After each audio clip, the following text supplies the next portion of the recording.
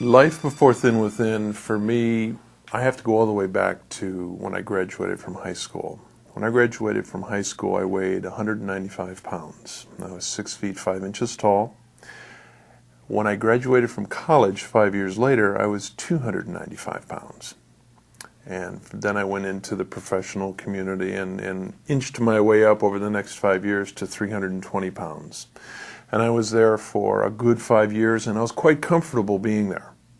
Because of my size, my bone structure, my build, my football player type presentation, I had no problems with it. I was comfortable there.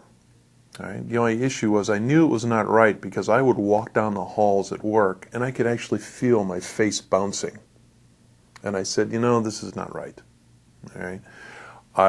For a short period of time, I did the celery and carrots and water.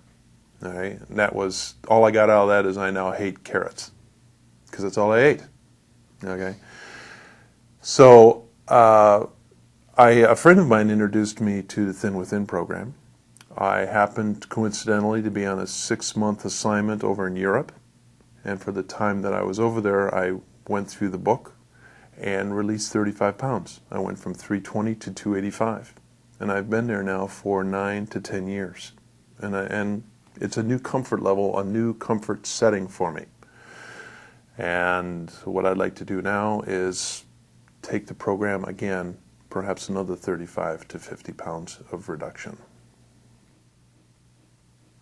The first time I experienced hunger level 0, I went without food for 3 days.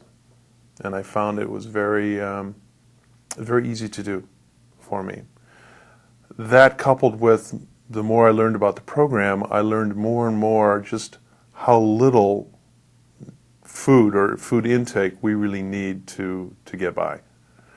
Of course, my body was used to volumes of food coming in, and I went through an adjustment period when the food intake went down.